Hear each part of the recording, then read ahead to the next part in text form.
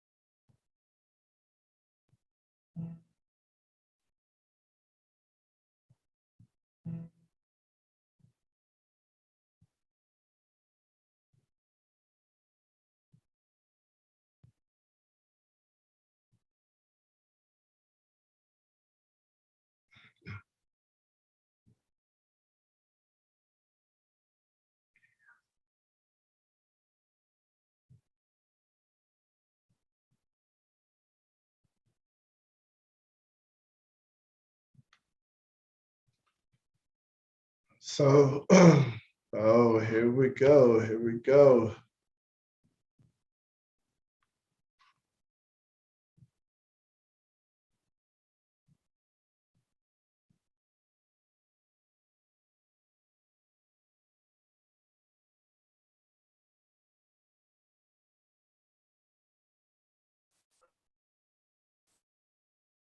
LeVar, Hey, how are you? What's going on, my guy? what's up, How you doing? man? I am blessed. I am so blessed and so grateful. I hear that. I How hear you that. doing? No complaints my way. I'm the same. I'm the same. I'm counting my blessings. Hey, How, hey. how's pra- how was practice today? It well, we just really had a shoot around because volleyball is in session right now. Okay. So we're only really doing like 2 days, well, 2 days a week right now. Okay, so it's more individual work. Yeah, yeah. But we had a Okay. scrimmage against Coverson last Sunday. Woo, that was rough.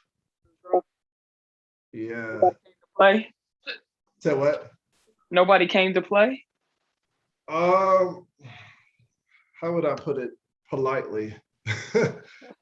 Okay, we uh, don't have to talk about it. It's but still early. yeah, yeah, yeah. So Still super early. we did some conditioning stuff yesterday. The girls they don't have their lungs yet, pretty much. As coach said, after 5 minutes of running up and down the court, they were gone. Yeah.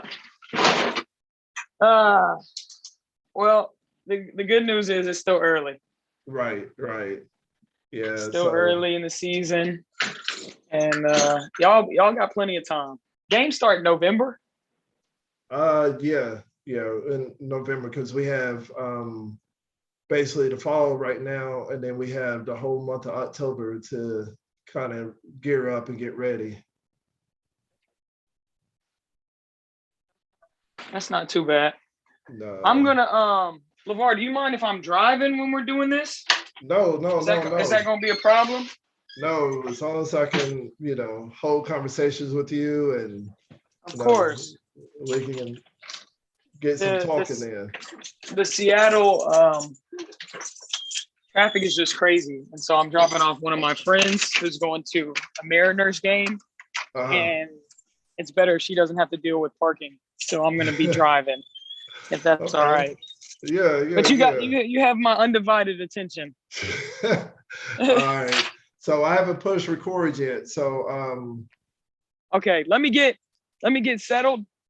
Give me just 2 minutes, and then it should be good. okay. All right, no problem. Is your son still playing football? No, no, he gave up on football. I'm sorry. I said no, he gave up on football. Yeah, same with my brother. Nah, he's straight into video games now. So Oh yeah, nothing more. He doesn't nah, like sports. no, I think I pushed him too hard.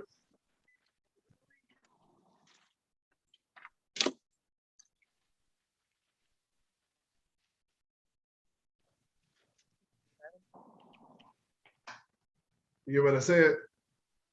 You said you pushed him too hard, Lamar. Yeah, yeah. Oh man, I, you burnt him out early. well, he left from football and went to soccer, and then from soccer he went to swimming, and then after Okay, swimming, it was just like, nah, I don't want to do anything. really? Yeah. Was he making good grades? Oh yeah, he's National Honor Society.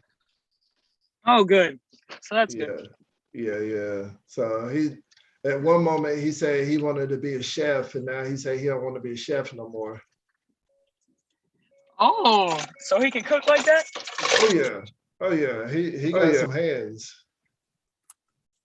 Oh, I think it just connected to my. Sound like it's connected to a blue, like the car. Can you hear me, Lamar? It's kind of faded. How about now? Yeah, I can hear you now. Okay, hold on. I gotta figure out how to get you back onto my how do I do this? Because it's on my audio now. Oh, All right, how about now? you kind of low, but I can still hear you. Kinda. Yeah. That's not working.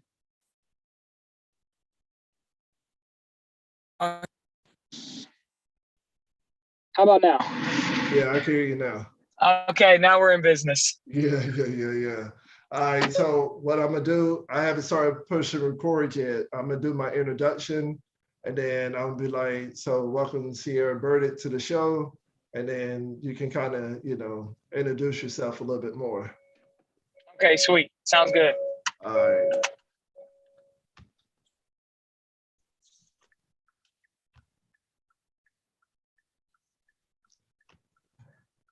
All right, Corner Stoop, we got a very, very special guest, a WNBA star, a 3 times champion on the 3-on-3 basketball circuit.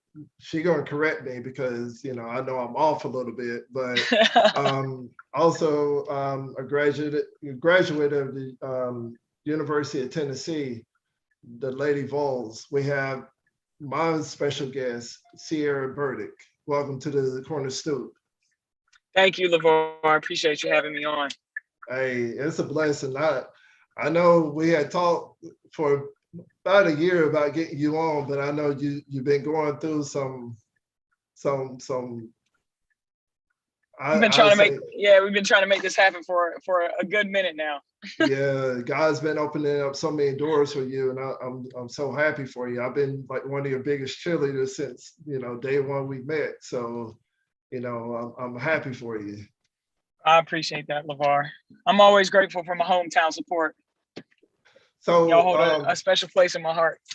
So a lot of people, I got tuned in, all throughout the United States, and I got some across seas as well that listen. Where's hometown for you? Charlotte, North Carolina, born and raised. Charlotte, North Carolina. 704 Queen City. There it is. There it is. So tell us a little bit about yourself without going into great detail. Well, I think you hit it. Like, I played professional basketball. Went to the University of Tennessee. I was there from 2011 to 2015. Started playing pro in 2015. Been playing professionally ever since. I've played with way too many WNBA franchises to count. And I've played 7 years overseas. So I think I'm up to 7. This might be my 7th year upcoming. Yeah, it'll be my 7th season overseas this winter. So okay. It's crazy that I graduated high school 10 years ago. That makes me feel super old. Hold on. Let's not talk about super old. I'm not even going to commence and start telling you whenever I graduated, but yeah, we don't have to talk numbers. We don't have to talk numbers. But go ahead. I'm sorry for interrupting you. No, I went to Butler High School, which is in Matthews, North Carolina, which is right, kind of like a suburb of Charlotte, and was able to win the state championship there. Super grateful for just my teammates and my coaches. Uh-oh. I think we got a bad connection. Let's along the way. And can you hear me? Yeah, I can now. You kind of faded out, but go ahead. No, I was just saying that I think the people are kind of what make this journey so special. Obviously, being able to travel all around the world and do what you love is a blessing in itself. But if I was doing that alone, it wouldn't be nearly as enjoyable as doing it, with the people that I love and the people that I get to meet along the way. So I'm just super grateful for the people in my life, especially the people that have, been there kind of with me since day one of this basketball journey. Right. So was basketball your front forward, like your fortitude growing up, like, was it like one of those things that, hey, I want to be a basketball player, or, what was one of your sports that kind of stuck out most? I mean, I think I loved all sports growing up. I was just a huge tomboy, and I wanted to do everything that my guy friends in my neighborhood were doing. So that meant street hockey, football, probably the like non-traditional sports for girls to play. But I also grew up from the Harris YMCA, and so my mom made sure that I was in playing a sport every single season. And she figured if I was, staying active and busy with sports, that I would stay out of trouble. Right. She was right. So I played soccer, I played baseball, basketball, did gymnastics, did swimming. So the YMCA was a huge part of my upbringing, and but I think it was basketball. They kind of just stole my heart. By the time I was 5, I knew I wanted to play in college and play pro, and so I just committed to that every single day since then. Okay. So, when did you realize that basketball was like it for you? Like, when did you realize to say, this is where I want to focus a lot of my attention? Um, I don't think there was like one specific moment where I was like, man, this is gonna get all my attention. It just kind of happened organically. Just because I love the game. Like I'm still in love with the game. Like I picked it up yesterday, and I think in doing that, you want to spend time doing things you love, And so that was being in the gym and working on my craft and being with my trainers, being with my teammates, being with my coaches. That's what I love and enjoy doing. And so it's never been like, oh, I have to go to the gym, or oh, I have to, put work in today, or oh, I have to go to practice. It was more so like, man, I get to. And I think because of that, I've just been able to do what I love and what I enjoy as my profession. And I'm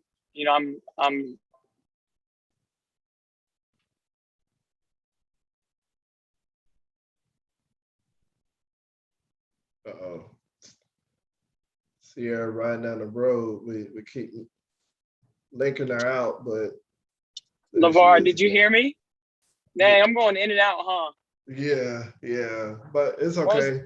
what was the last thing you heard? That you're getting to do, the thing that you love doing, like, it wasn't just one in particular incident of, you know, you being in the gym, or, something of that nature. Yeah, just that it definitely happened organically. Like hooping is just what I love to do, and so it wasn't like one specific moment where I was like, this is going to get all my time and energy. It was more so, this is what I love to do, so I'm going to do it as long as I can. But I think it was like in 7th grade where I realized, hey, I can be pretty good at this. And obviously when you get that reinforcement and that, positive feedback, it makes you want to stick with it even more. Right.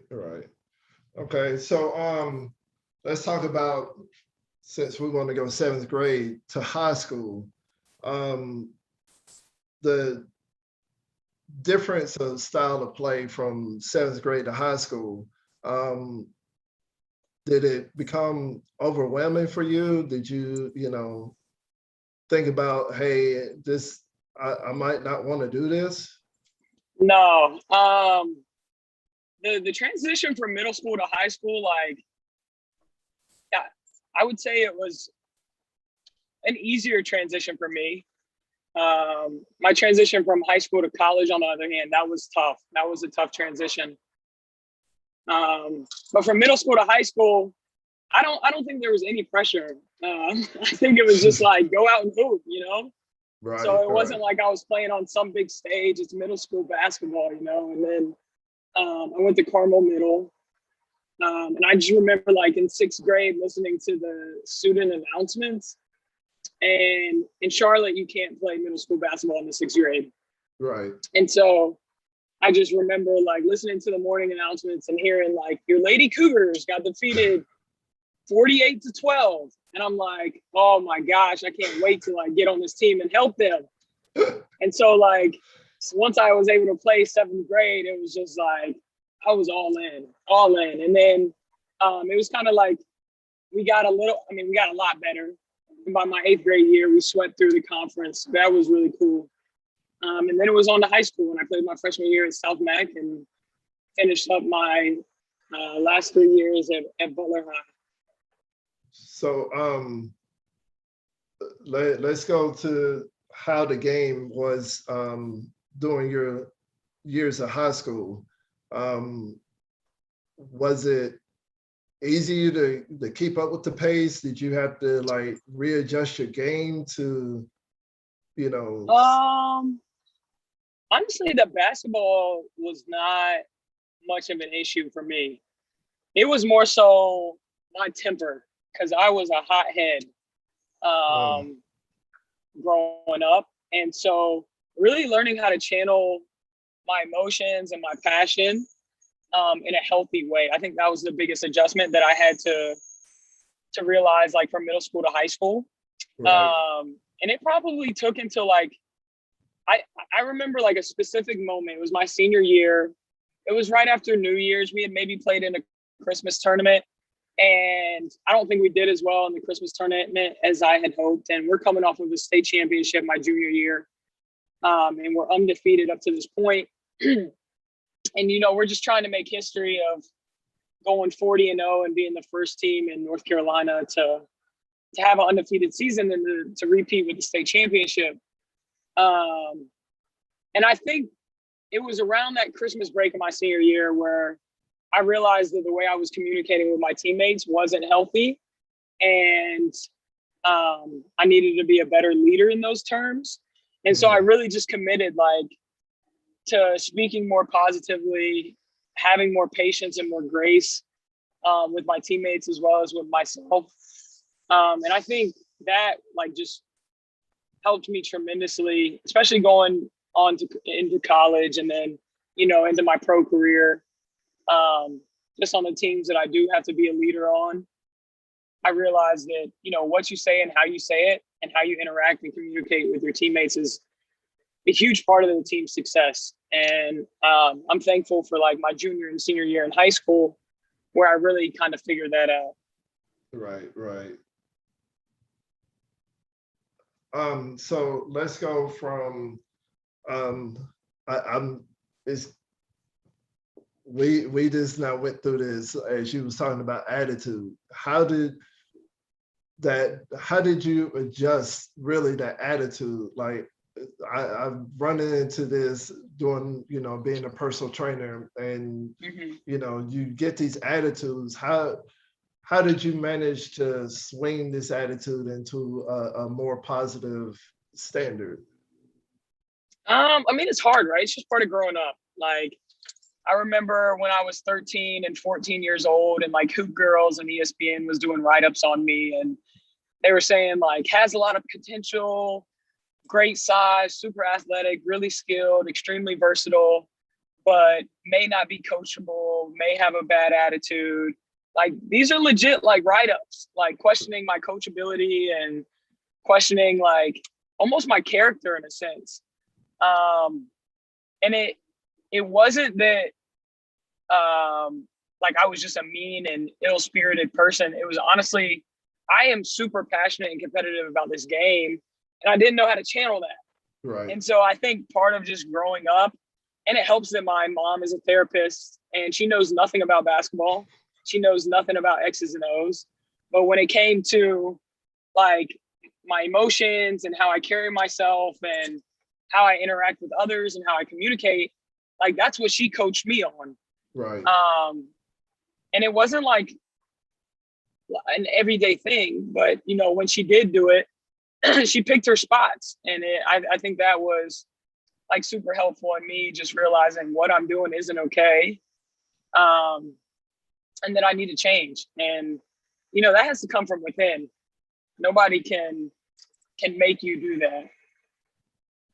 So let's go from going from high school to a D1 program. Yeah. How much different was that? How hard was that transition? That transition was brutal. I'm not gonna lie. Just because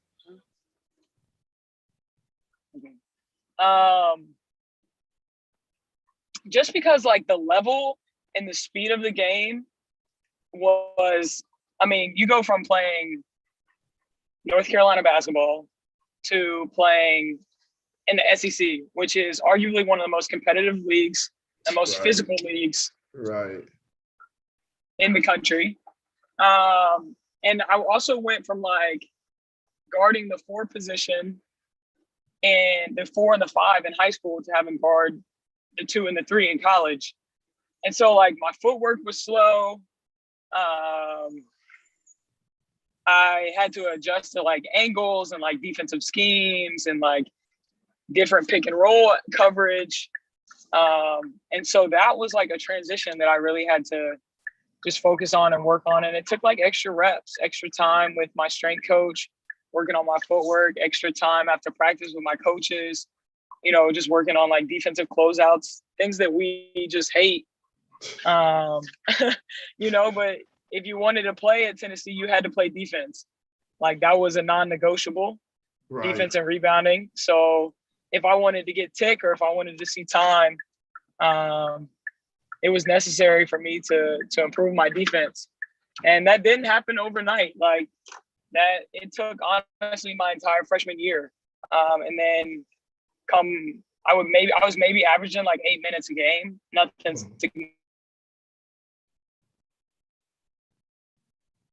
significant, getting maybe the 15 minutes. I mean, no, excuse me, the end of my freshman year. But it was a process. So the great Pat Summitt, I just seen her coaching style, and I know her coaching style compared to other coaches throughout college. How was the adjustment with conditioning from high school to college, like your conditioning wise? So I will like give a shout out to Butler in the sense that we had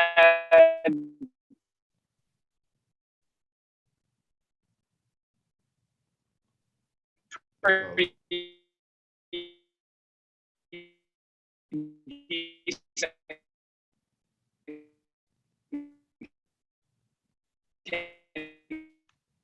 See, you breaking up kind of bad. conditioning. And to the college level and cut out. You hear me? Yeah, I can now. Okay. How is the connection? Okay. Yeah, it's good. It's good. You said that you giving a shout out to Butler, and then Oh yeah. Yeah. So just my coach in high school, who ironically her name was Coach Butler. She had coached at the collegiate level, and you know her expectations and her standards were just high, and so we were expected to perform at a certain level every single day in practice and in games. And I think that definitely helped my stamina and my conditioning for when I was in college, just because I had tough practices before, so it wasn't like something new. But I will say we had some hard days at Tennessee conditioning wise. I mean, we had the Tennessee test, which was 20 suicides in 20 minutes. So you're running a suicide on the minute, every minute for 20 minutes. Yes. And that was brutal. Yes. And there's no way I could do that today. So I'm glad those days are behind me. Yeah, I remember whenever I got to college, we had to do 2 suicides in a minute and 20 seconds. And I thought this coach was crazy. But yeah, in order to play on that upper level, that's what you had to do. For sure. No, I mean, I think it definitely, especially if you're playing high minutes, like your conditioning has to be on point. And it has to be taken seriously. So outside of practice, your conditioning standards, did you motivate yourself to run and condition your own self, or did you just wait till you got to practice to do this conditioning? No, I think I was definitely doing workouts outside of my practices. And when I was in college, when I was at home, I never really took the summers off. I was always still training with my trainers back home. So I prefer not to get out of shape because I hate getting back into shape. So if I can stay in some type of shape year round, I prefer to do that. Right, right. So what would you say is one of your most memorable games at Tennessee?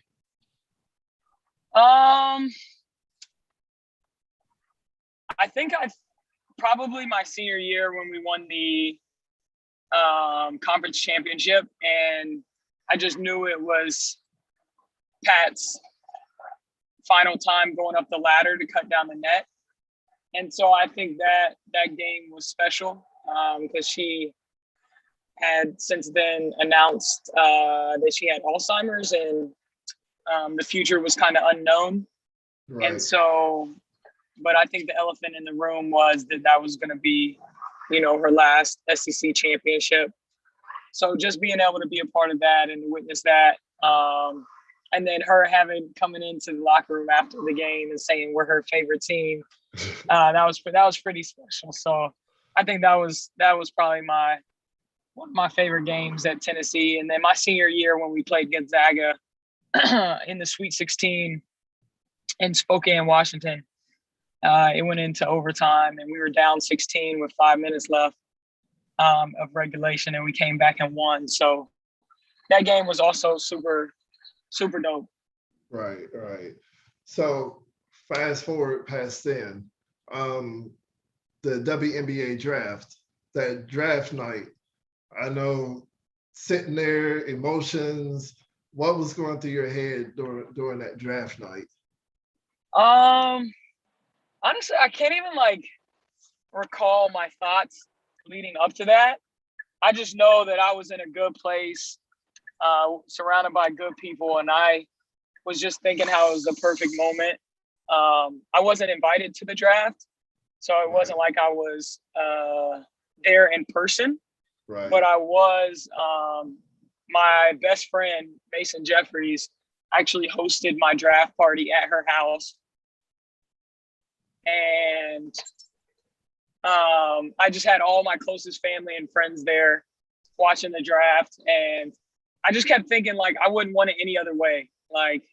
This is where I'm supposed to be, who I'm supposed to be with. And I was just glad that I could share with those people. Right, right. So your name gets called, the emotions break out. Did it become surreal? I just remember hugging my mom and crying. Honestly. And it wasn't super big tears, but it was just one little tear that kind of dropped down, and it was just a cool moment to embrace with my mom. Right, right, right. So draft night comes, it goes. I didn't realize this, but I had to do my background check before I sat down to talk with you. You got drafted and then you got cut. What was the feeling then? Man, I was heartbroken, really. I still feel that feeling. I just recall the day and the moment and everything. It felt like it happened yesterday. But yeah, I was drafted to LA, 14th overall pick. And they even brought me out early before training camp. So I was there 2 or 3 weeks early, did all the training camp, was playing well. The veterans even said, Nneka Ogwumike was one of my veterans at the time. And they were just super happy to have me there, super stoked, said I had been playing well. And then the last day of training camp, cuts had to be made and I was cut. And I just remember the coaching staff bringing me in and saying it really just came down to numbers. And it always does. This league is 12 teams, 12 roster spots. That means there's only 144 girls that get to make this league and get to be a part of it. So They ended up keeping their first round draft pick, and they cut me. And I just remember like thanking them for the opportunity, thanking them for their time. And I could feel my like eyes swelling up, like just filled with tears, but I didn't want to cry in front of them. So I just thank them and walk out of the conference room, and I immediately go to the bathroom. And I'm legit like on my knees in this bathroom, crying, like praying. Because I'm thinking like, man, my dream is just like gone out the window, crushed. And so I get myself together and I go back to my hotel room, and I'm like beginning to pack my stuff up. And I get a call from like a weird number. And I pick it up and I'm like, hello. It's like, hey, Burdick, this is Michael Cooper with the Atlanta Dream. And I'm like, oh, hey, coach, like, what's up? How you doing? And he's like, we saw that you got cut. We want you to be a part of our organization. And it was like the greatest like sense of just joy and like peace came over me. So like, even though I got cut by LA, I was able to go back home, go to be close to family, be on the East Coast, play in Atlanta, had a great rookie year in Atlanta until I broke my foot. And it just goes to show that, you know, God works out things on your behalf and in mysterious ways. And it just wasn't meant for me to be in LA. And I, you know, you take the punches as you go and just trust that there's something bigger ahead. And I was grateful that there was. Okay. So I felt all of that. Like the minute you said that you felt that heartbreak, the surreal moment, some people probably would have just folded and said, okay, I'm done. I'm moving on with my life. And, you know, you still had faith and belief. While playing in Atlanta and you broke your foot, what was the next thoughts then? Were you like, okay, is this my career over now? You know, am I getting back in the shop and No, doing I work? never thought that. Yeah, that's never crossed my mind. It was just like, I mean, this sucks, but it is what it is. There's nothing I can do now. Like, let's have surgery, let's get the pin in there, and then we start the rehab process. So that's what I did. I ended up having surgery, finished up the rehab, and literally 2 months after my surgery date, I was back playing overseas in Italy. So Italy, how did you like Italy? Italy was rough. And a lot of that had to do with the fact that it was my first year overseas, so I didn't really know what to expect. I was away from family for 8 months out of the year. I was in a completely different culture, environment, city, continent. And so that played a part. Like, it was a culture shock in a sense, and there was a language barrier. And I had my bags packed on multiple occasions. I was ready to come home. I'm not going to lie to you, LeVar. But thankfully, I had a great American veteran teammate who is now actually my head coach in Seattle. And she saved me in a sense. She kind of walked me through the ropes and held my hand when I needed it. And that was a huge help.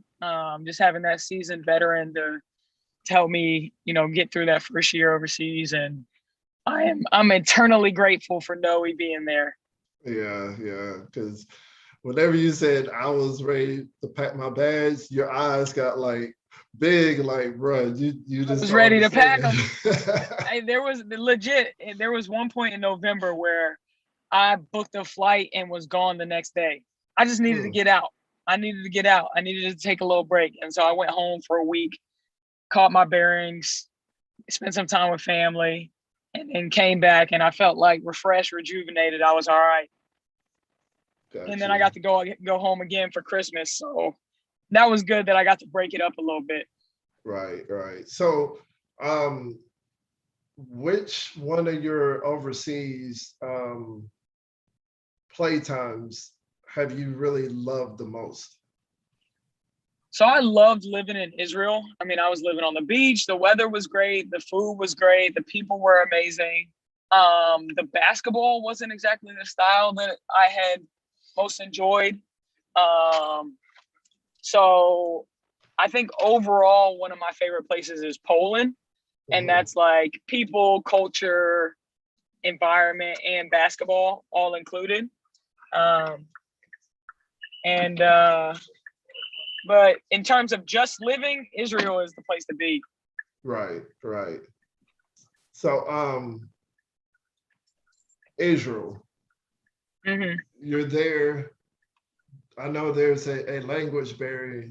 Did Actually, in it Israel, everybody spoke English, really? so it was super. Yeah, it was super easy.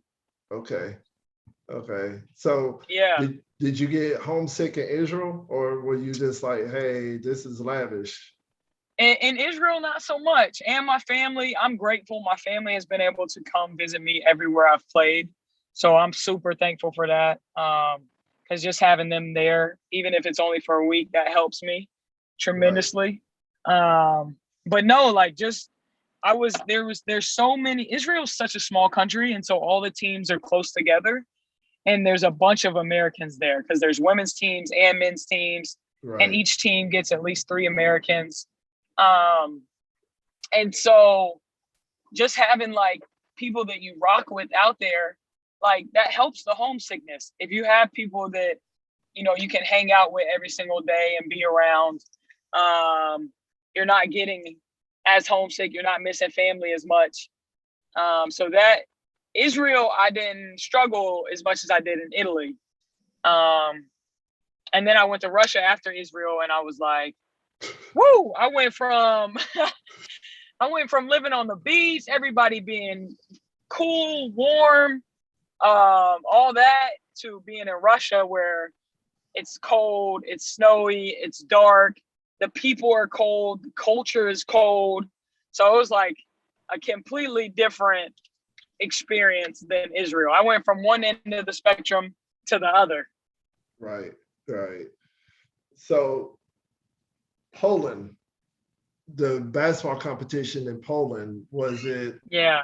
a high level, or was it one of those that was like, this is just like a practice squad situation?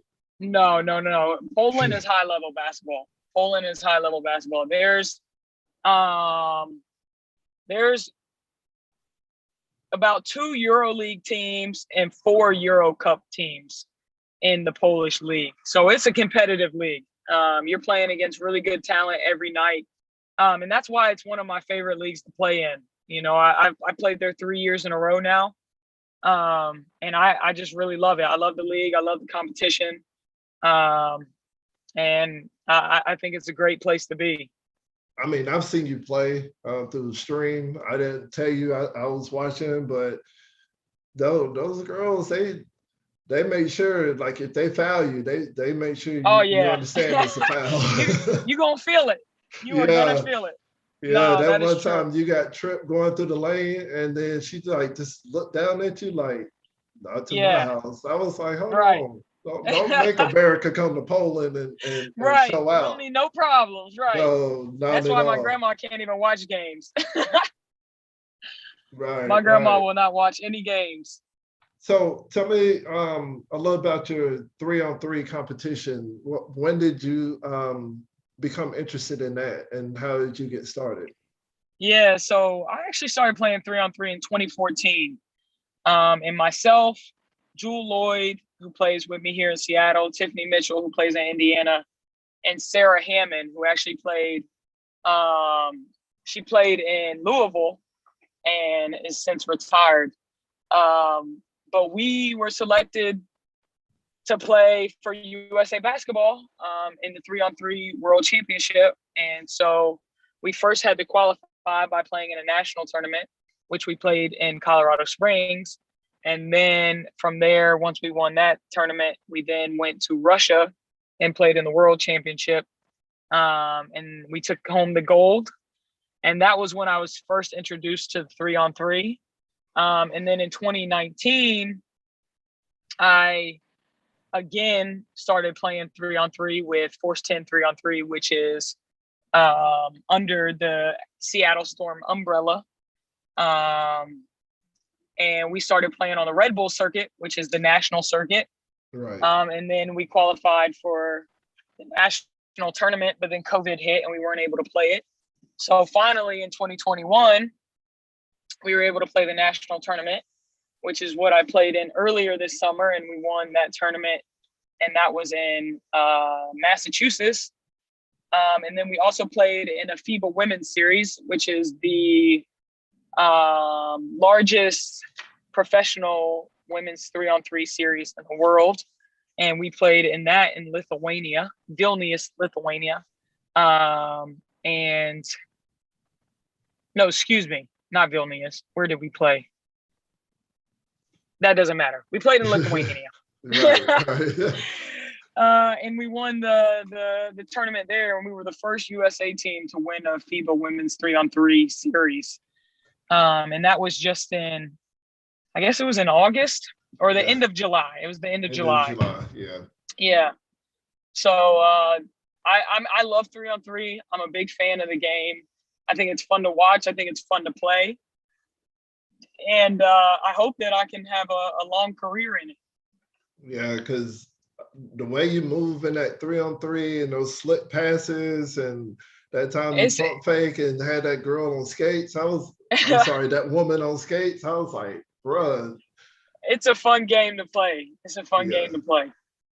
So I love the fact that you all, especially the women, have brought the 3-on-3 into a national light, you know, the bring more awareness that it should be an equal light that women should get, you know, throughout the world.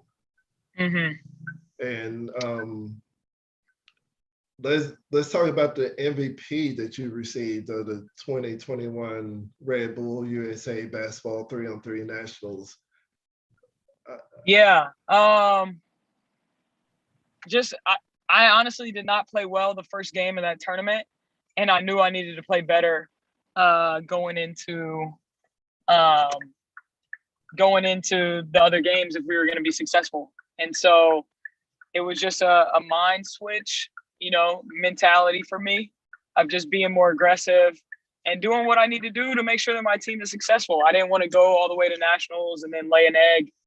And so with 3-on-3, you need everybody.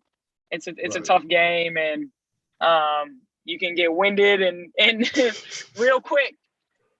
So it was important for me to just have my teammates back and to do what I can do to make sure we were successful. And they awarded me the MVP. I'm just glad we won. That's what's most important to me. Right. Yeah, because a lot of people are like, well, I carried the team and I did this and I did that, but nah, I don't care about that.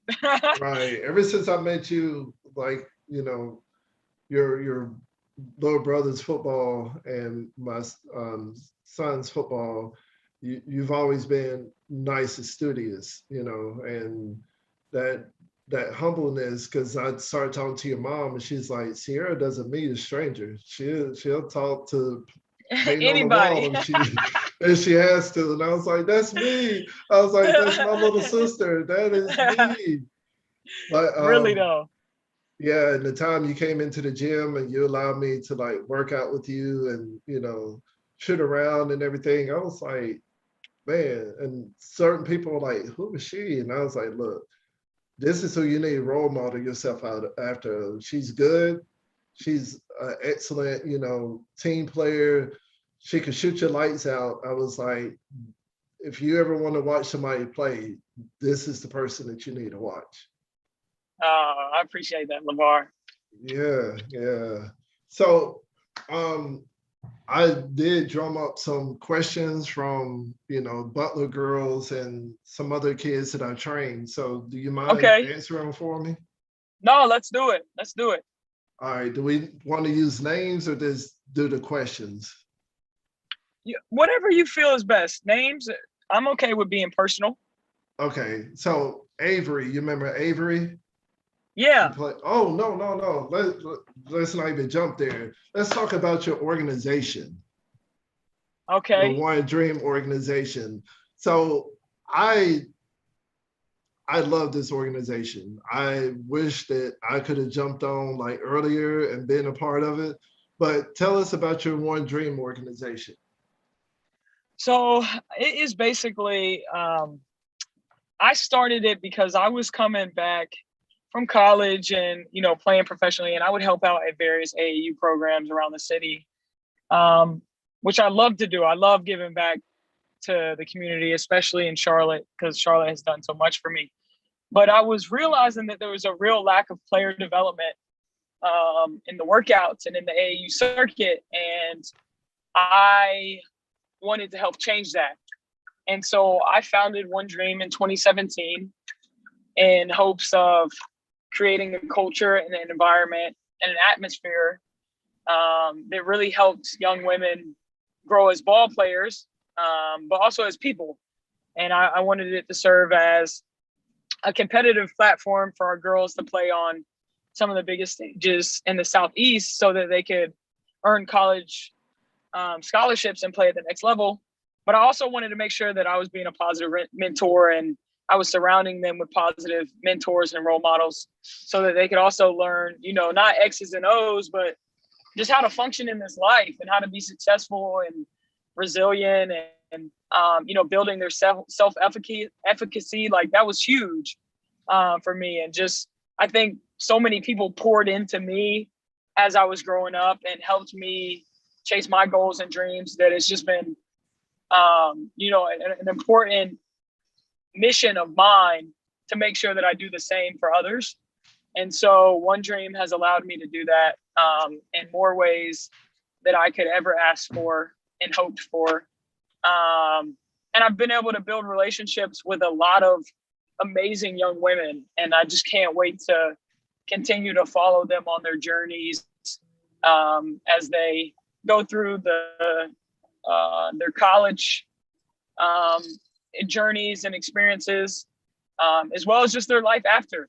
Our first recruiting class that we had was 2019. So they're juniors now in college?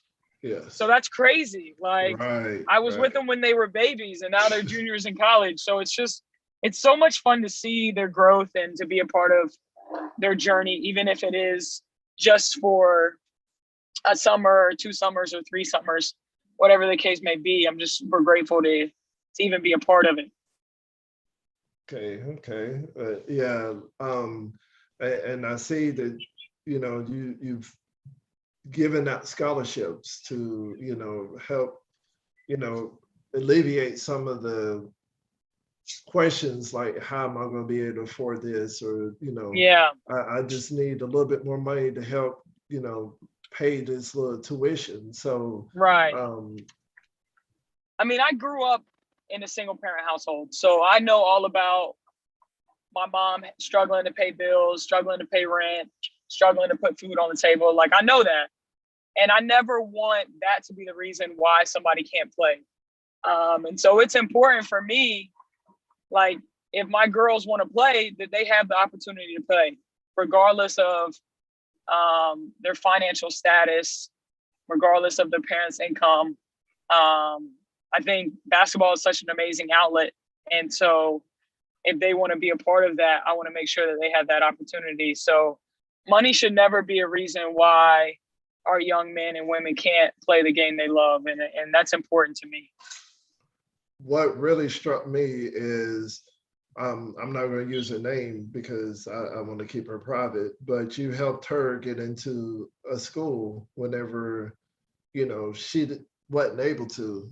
And that to me shows the selflessness that you speak on all the time, that she was like so happy. She was like, hey coach, Cierra did this for me and I'm ever so grateful. And I was like, Sierra's like, as long as you treat and you don't bite the hand that feeds, then I feel like you always give and help others out.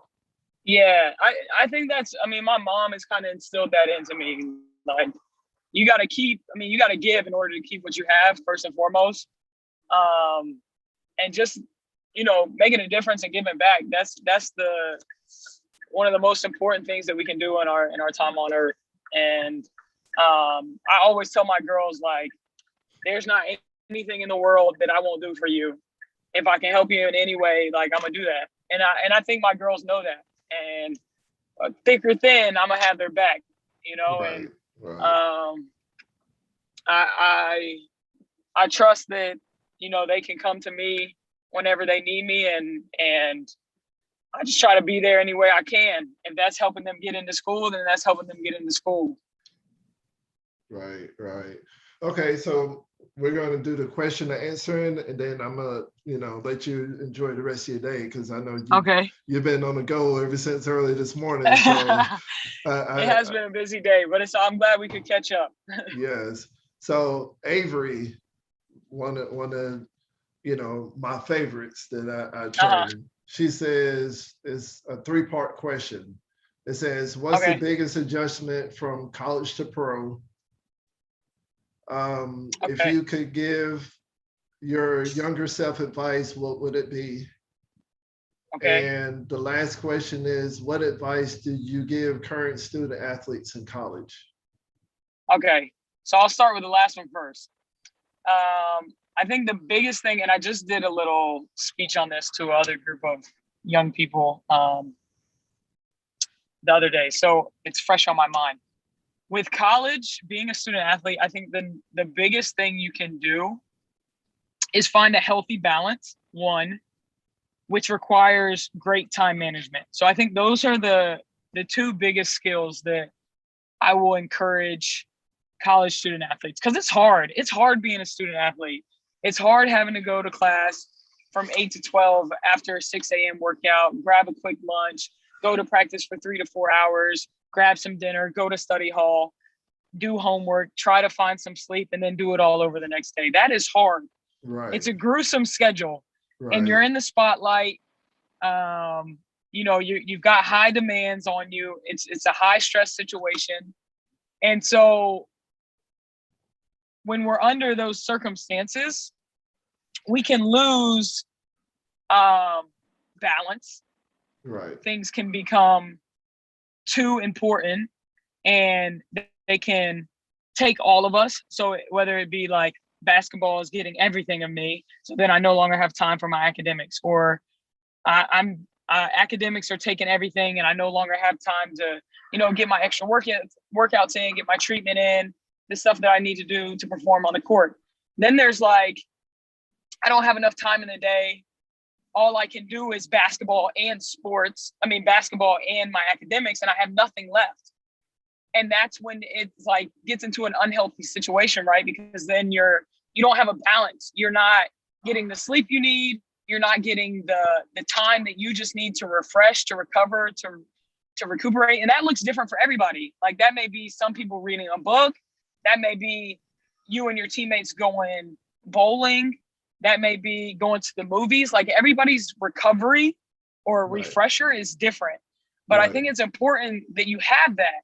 Like, don't let it just be all about academics and basketball. Find that healthy balance. Like, make sure you're getting time with friends. Make sure you're making time to, go out and have dinner with your teammates, making time to FaceTime family. Like, those things will carry you longer, because you can't pour from an empty cup. right, And I tried to do that for years, pouring out of an empty cup, not getting enough sleep, running on fumes, putting everything I have into, my academics and the basketball, and not having anything left over. And that's not sustainable. right, So I think, like, now as a pro, like, I really try to make sure I get my 8 hours of sleep. I'm okay saying no. Like, I can't do it all. Sometimes right, you have to say no, right, just to protect yourself, to protect your own mind, to protect your own, like, physical health. And saying no is not, it's not, there's nothing wrong with it. I think especially people who are, people pleasers such as myself, we feel like we can't tell people no. Like, they want us to do this and that, and they want us to, come out to dinner, let's go to lunch, let's grab a coffee. And sometimes you can't. Sometimes you right, have to take time for yourself. And so I think it's important for people to find their balance. And in doing so, you really have to hone in on your time management skills, and just figuring out pockets of space to where you can get everything done in an efficient but also effective manner. Right. So that would be my biggest advice for college. I mean, for student athletes. And then what was the second question, LeVar? If you could give your younger self advice, what would it be? Oh, man, there's so many things, but that's not to say, like, some things you just have to kind of go through and learn by yourself. Right. But I think, like, and I have it tattooed on my ankle, but just let go and let God. Like, I think that's such a staple for me. You work as hard as you can. You surround yourself with good people. And you do your best, and then you just trust God to do the rest, and trust that he's going to work everything out on your behalf. And that's through the ups, the downs, the trials, the tribulations, the getting punched in the face, the falling flat on your face. Like, it's just part of life. It's part of the journey. And you just got to trust, that it's all going to work out. And, if you keep working hard and surrounding yourself with the right people, everything will work itself out. And I think that's super important. So really just letting go and letting God and trusting in the bigger plan. Gotcha. And then the last question was, what's the biggest adjustment from college to pro? For me, it was defensively.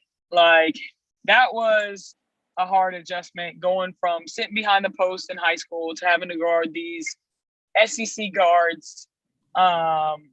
That was the biggest transition for me. Like, it wasn't time management.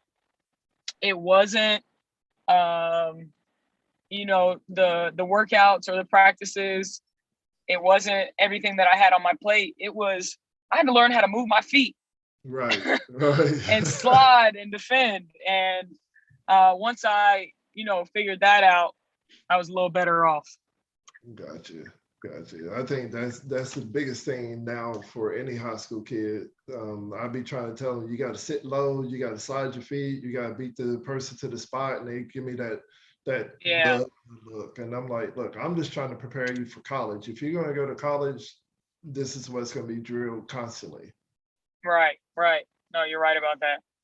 So D Law, that plays for you, UNCC, Charlotte, she says, yeah. She says, how do you stay positive through all your transitions in the WNBA? That's a hard one. That's tough. Uh-oh.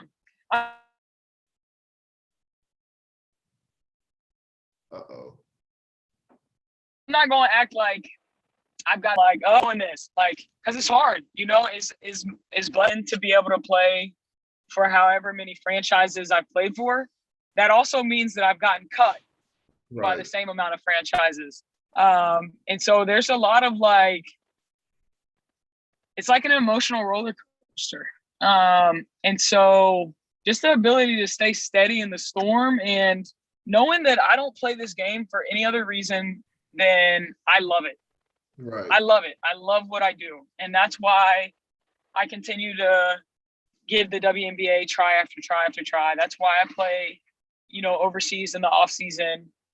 That's why I train as hard as I do. It's because I love it. And so I used to wrap my worth and my skill up into how well I do in the W, and making a roster and getting playing time. And you honestly just have to become so comfortable and confident in yourself and who you are as a person and a player, that you realize your worth isn't amounted or equalized to the amount of minutes you're playing in a WNBA game. At first it was embarrassing to me. Getting cut was embarrassing. I was ashamed. I didn't want to show my face. I thought that like I was an embarrassment to my family, to my friends, to all of the people back home rooting for me. So like my first few years in the league, there were moments where I like got depressed. Like I was losing hair. I was just super stressed. Um, and that was me like figuring out how to be comfortable in who I am, and knowing that like my worth is not based on whether I play on a WNBA roster or not. Um, and just being able to distinguish that, and since I've been able to do that, I've had more peace. I've been able to sleep at night. And I don't really, I take it one day at a time. Right. If I'm supposed to be on this team, if I'm supposed to be a part of this franchise and this organization, then it'll work out. And if it's Right. not meant to be, then it's not meant to be. Hey, good. What's that song says, what God has for me is for me, right? Right. Exactly. So the last couple of questions are from the young ladies from Butler. Okay. The first one says, how was the transition to high school b-ball a challenge to go to college? So I think I touched on that one. Just the the defense was definitely hard for me, but for others, it'll be the time management, it'll be the demands, it'll be the standards, it'll be having to be at class and be on time and be at every single class. Right. It'll be the long nights, the late nights, the early mornings. It'll be the 6 a.m. workouts. Everybody is different. And one person's difficulties may not be another person's difficulties. My teammate in college, she was the starting point guard as a freshman, and you would have thought that she was living her best life. She was playing all the minutes. She didn't really have to come in and wait her turn at all. But she was super homesick, and when she wasn't on the court, she was miserable. And so I think everybody's different, and so Right. it's just finding a healthy way to navigate the struggles and the difficulties, and using the resources that you have available to you, because at the college level, you have a ton of resources. You have academic advisors, you have guidance counselors, you have therapists, you have coaches who care about you, you have teammates who care about you. And it's about utilizing those resources to make sure that, you're taking care of yourself. Right. Right. So the next question is, what's your favorite move to do in a basketball game? So I operate a lot out of the elbow area, high post area.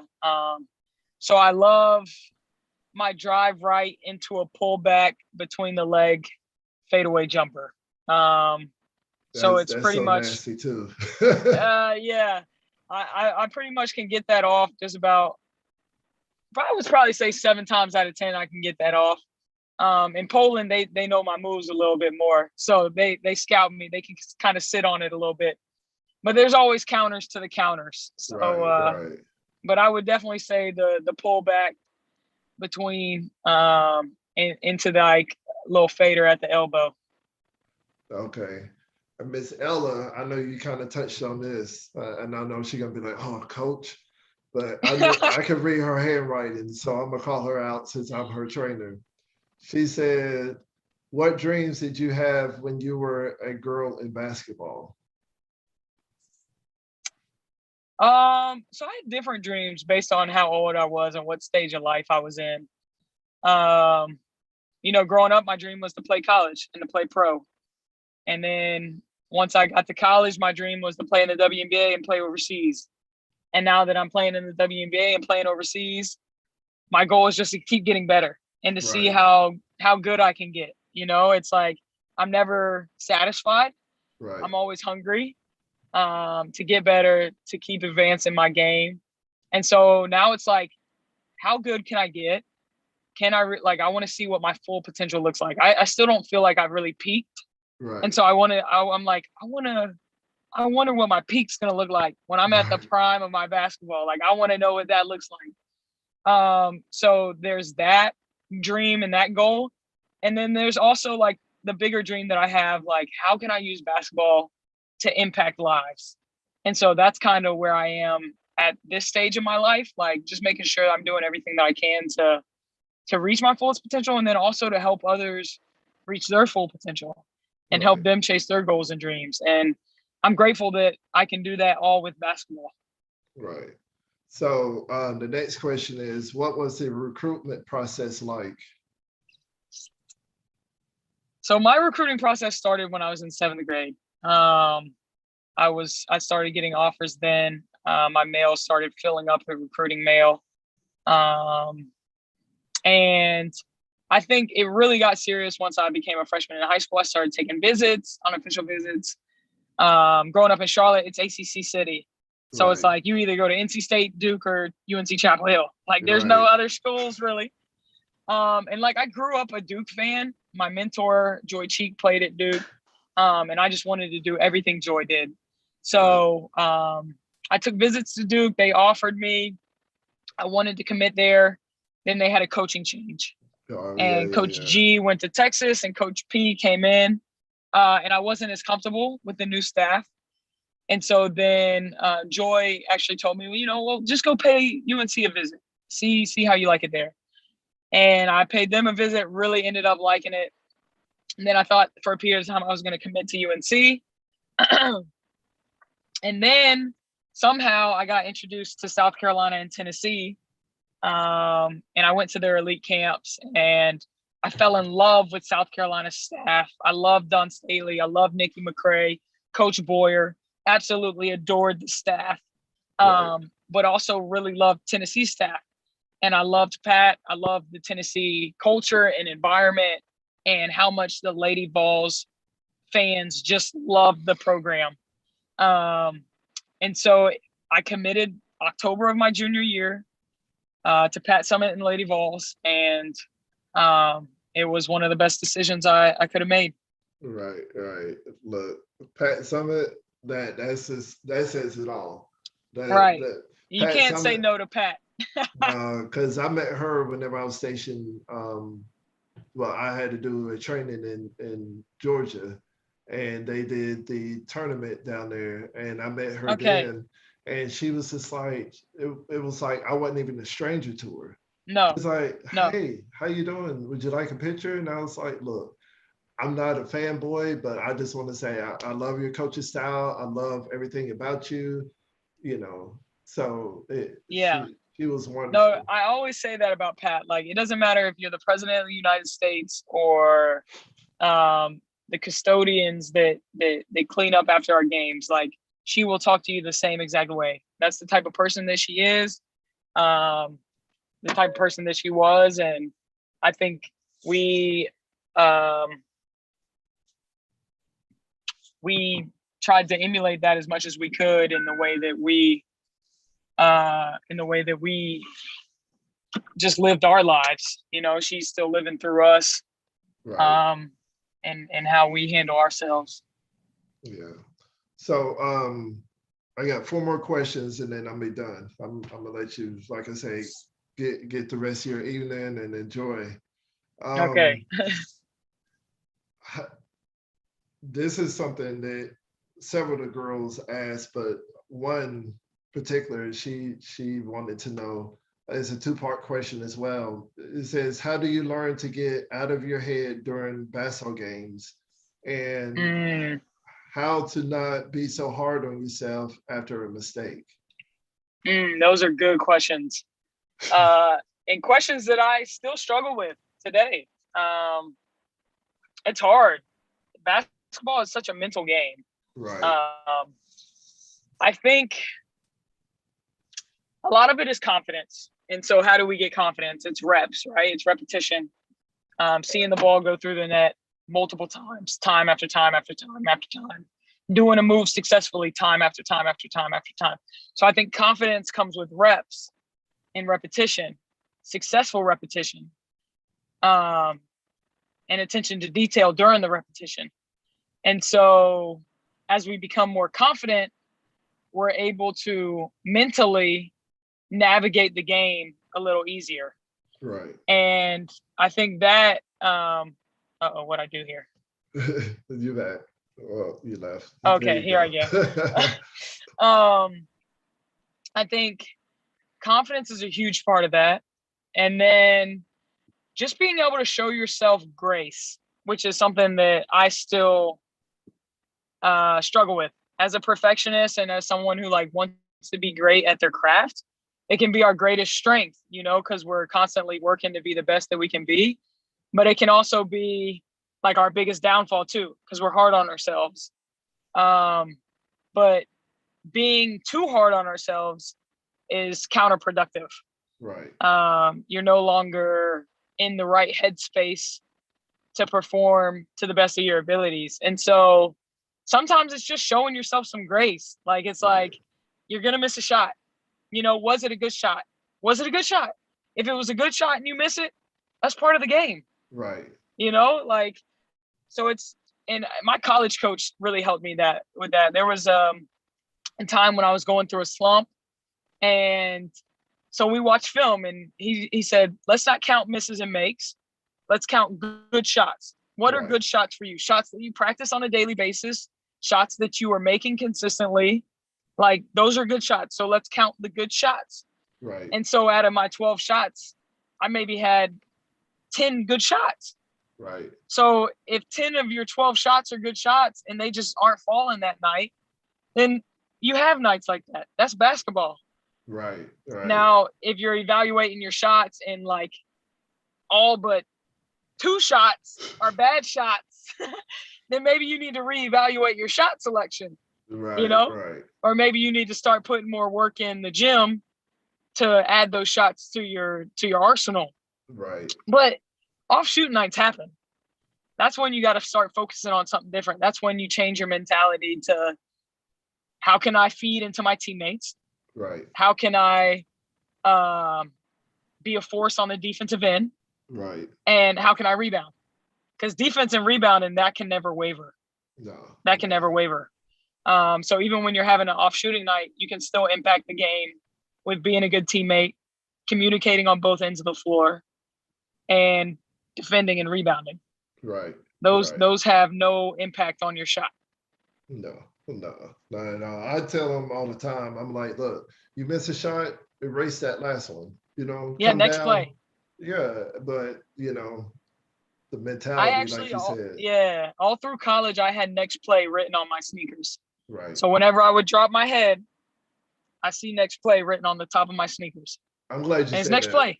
Right. Yeah, next play. Get your head up. Get your head up. Next play. Right. Right. Because I know in high school and college, I had some terrible shooting nights, and I was like, Yeah. but I had a coach said, hey, you miss.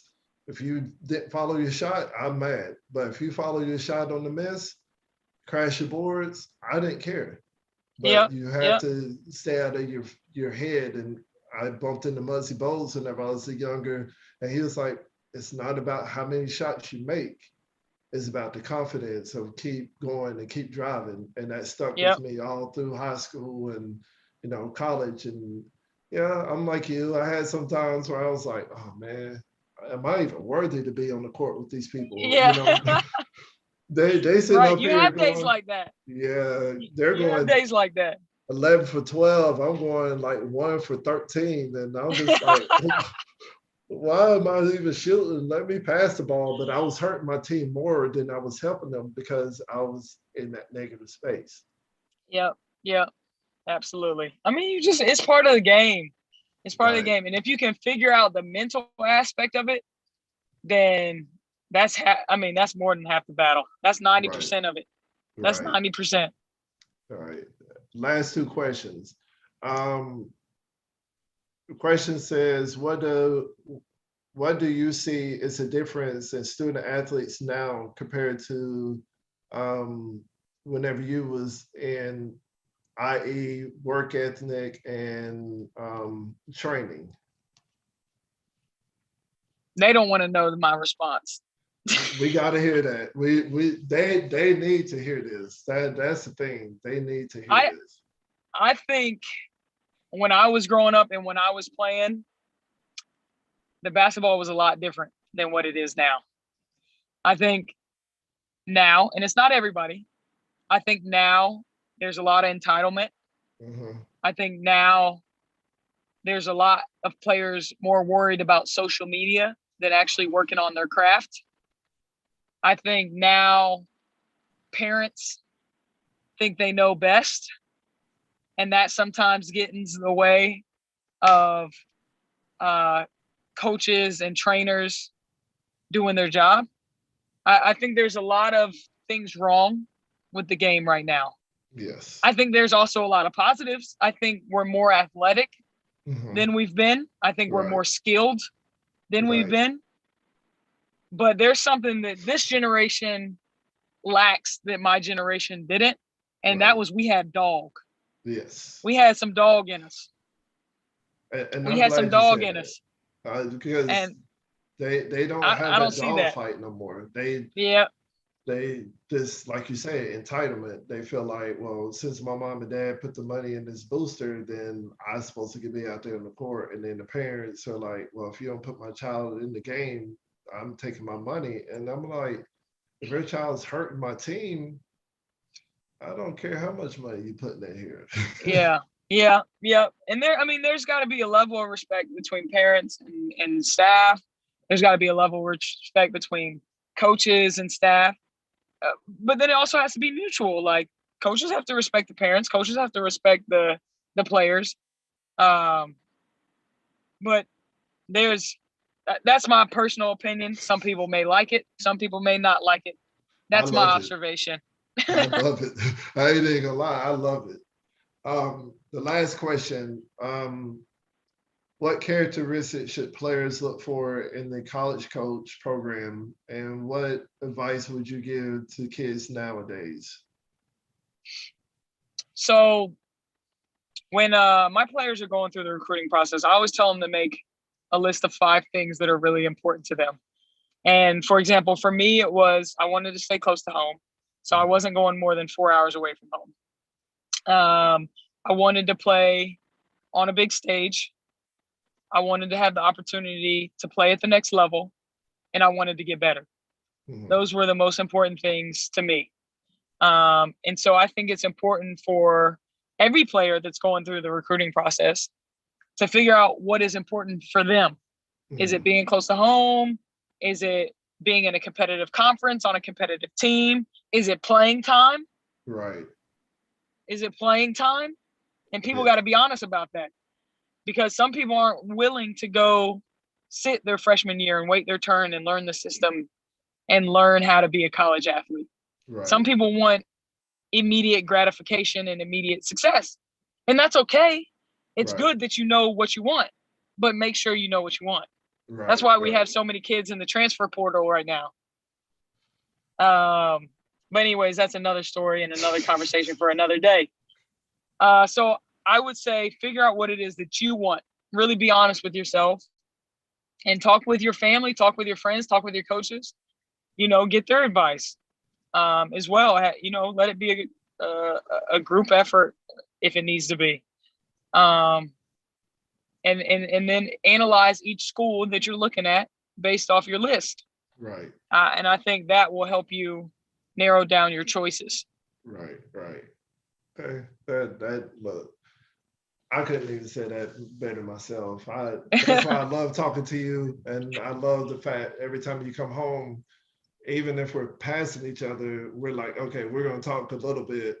And then all of a sudden, a little bit turns into like 40 minutes. Yeah, and we're just talking about like the betterment of how we can get these young ladies, to be successful, and how to, stir them in the right direction. And that's what I like about your spirit, because you're not just thinking, well, I'm doing me, forget them. Right. I got me. So, they need to find their own selves. Right. So not at all. In closing, what would you like to tell these young ladies who are like, well, we don't get the same recognition as the boys, and we're not, getting treated as equal? What kind of advice would you give them going forward, as far as uplifting themselves? So that's hard, right? Because the society we live in is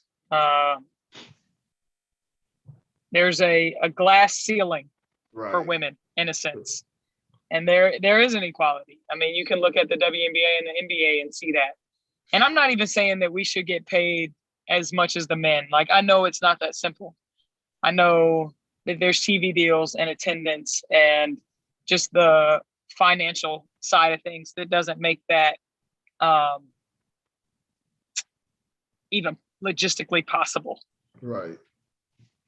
But there are certain things that could help, and it like media has to be wanting to push our game forward, which I think we've Right. done a better job of. Like, we're getting more interest from social media platforms, from TV deals. I think the NBA does a great job of trying to push us forward, and they help us. But needless to say, we still have a long way to go. Right. But so I think my biggest advice for these young girls is to don't be shy in acknowledging it, knowing that it's a part of this life that we live in, whether you play sports or whether you're in the business world. But take it in stride, and then do your part to push the barriers forward, and to break through that ceiling, and then to help other young women do the same. Right. Like, we've got to help each other. And that's why it's so important to like build other women up and, to one, learn from other successful women, pick their brains, ask questions. Don't be afraid to, seek positive role models and mentors. Because I think that's super important. Right. Just to have other positive women in your life to learn from, to grow from. And then you get to a point in your life where you're like living the life you want to live, living your dream, chasing your goals. And then you'll be presented with an opportunity to give back and to help the same, community, or help other young women that you're living near or around, and be able to kind of pour into them the way other women did you. And Right. I think that's kind of how we get out of this, this almost societal barrier, is we just keep pushing. And women Right. are great at that, man. Right. Just keep Right. grinding, put your head down, keep working, take the punches in stride, and continue to build up the women around you. Right. Right. Well, Miss Cierra Burdick, I greatly appreciate, and I'm very honored to, sit down and have this talk with you. It's a long time coming. There was a lot more I wanted to talk about, but once again, I know are a very busy woman, so I want you to be able to enjoy the rest of your day. And Well, thank you. I'm looking forward to like great things in the future with you. Yeah, absolutely, LeVar. Thanks so much for having me on, man. It's been a long time coming, but it's been well worth the wait. Yes, ma'am. Yes, ma'am. Well, Corner Soup fam, if you get a chance, check out Miss Cierra Burdick. She plays for the Seattle Storm, one of the most talented young women that I've actually came across. And give her your support. If you want to reach out to maybe her one dream and make a donation or something like that, just you can find the information on Google. I mean, Cierra Burdick. Yeah. I'll make sure I put the little bit of information in my description for my podcast and also this video for YouTube. And let's lift up Miss Burdick and her journey, and keep encouraging our young ladies to do successful things. For sure. That's what it's all about. Yes, ma'am. Yes, ma'am. Well, thank you for stopping by the Corner Stoop, and you have a wonderful night. All right, LeVar. Thanks so much. Thank you. Talk soon. All right. Bye. See you.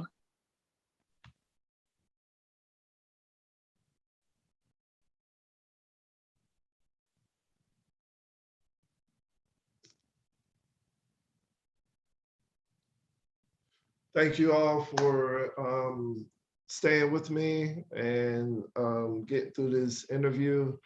I know a lot of people jumped on and left out, but I'm greatly appreciative of those who stayed and watched this interview. And I hope you got something out of it. And once again, if you want to check out some more episodes of my podcast, it's called The Corner Stoop.